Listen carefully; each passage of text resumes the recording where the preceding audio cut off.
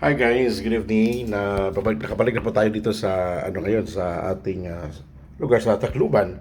Tapos na po ang ating vocation campaign sa Southern Leyte, Tacloban, Palo.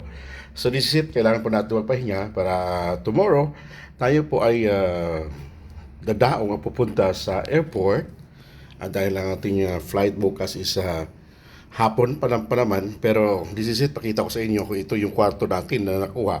Kasi wala siyang iba kundi itong twin na bed or two persons, good for two persons ang ating guys, ang ating kwarto. This is it. Pansit, ang ganda, di ba? Yun nga lang, medyo konting may price o prices ya. Ang ganda. With siyempre with the mini ref at saka may mga amenities naman silang mga kettles, cups, and 2 bottle of waters, and with smart TV, diba? So nung ating pong narintahan nung 2 weeks ago din po ay single bed pero medyo masikip siya, at ngayon po ay dahil medyo pricey siya kaya malawak-lawak po siya guys. So, pwede kang tumambling, pwede kang maglaro-laro, pwede kang dito, jump, no? Ayan. So, titignan po natin kung ganoon din po ba ang kanilang kagandahan ng kanilang CR, no? Okay. Bakit?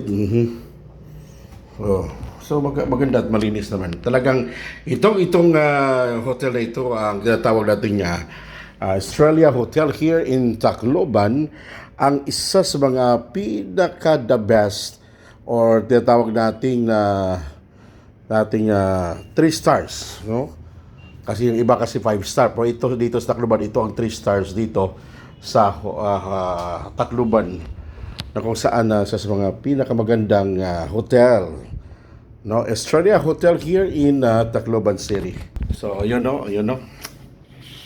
Napakahagad ho tayo dahil galing ho tayo ng biyahe mula po Southern Leyte sa may Anahawan. Yan, karating lang po natin itong mga 5:30 in the afternoon at kumain po tayo sa labas ng snacks, no?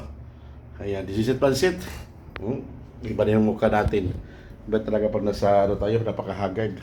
So, kailangan po natin magpahinga dahil kailangan po natin pupunta at babalik po sa Metro Manila dahil tapos na po ang ating mission. Ang mission na yung vocation campaign. Ang mission naman natin ulit this coming May, ang follow-up sa mga nakapasa buong Luzon, Visayas at Mindanao. Thank you!